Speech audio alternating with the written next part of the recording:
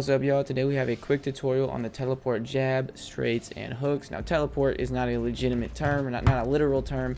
It's just in reference to you cover a lot of distance in a short period of time. So getting right into it, this is basically you're just lunging forward and throwing a strike at the same time. If you don't know how to lunge, you hold L1 and then flick either the left stick or the right stick forward.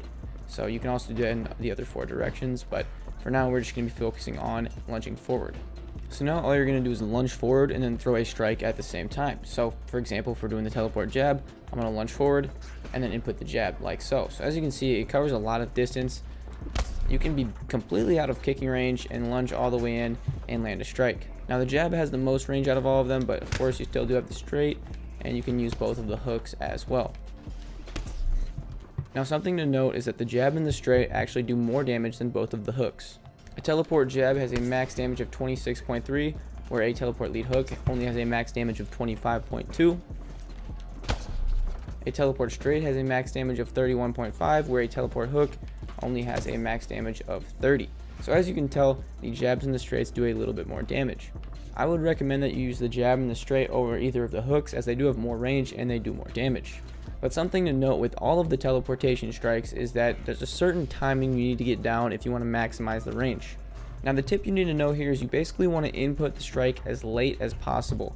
So there's a certain timing you kind of need to get down, but for example, we're going to use the lead hook. So I'm 2 backward lunges away from Gilbert, and if I lunge and then throw it right away, I don't even get close to him really. I don't land. But if I go 2 lunges away again, wait a little bit, now I land the strike. There's a clear difference in range. So a good way to tell when to throw the strike is wait until your character does a little bit of a hop towards the end of the lunge animation, and that's when you throw it. Basically, as soon as the lunge animation is about to be over, then I throw, just like that. The same thing also applies to jabs and straights. So again, we use the jab as an example. I'm 2 lunges away, and if I input it right away, I don't even get close.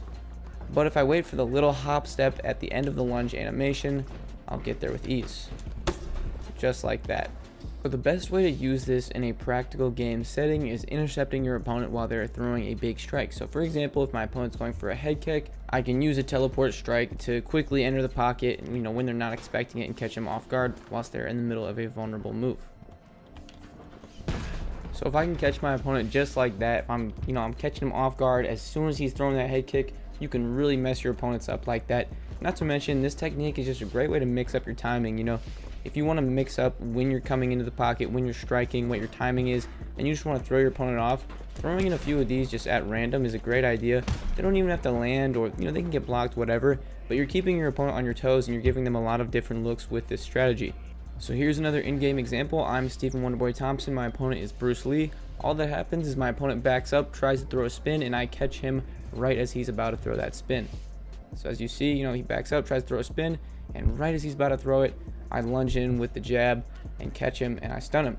So that's a good example of how this technique can be employed. It's a great way to just keep your opponent guessing, a great way to close the distance. Say you're a boxer, you don't like fighting at a kickboxing range, but you want to get in close. This is a great way to do it. But that's about all I have for today. If you enjoyed the video, if you learned something new, please like the video and subscribe. I know it's a generic YouTube thing to say, but it does help me out quite a bit. So yeah, please do that if you enjoyed the video, but most importantly, thank you for your time and have a good day.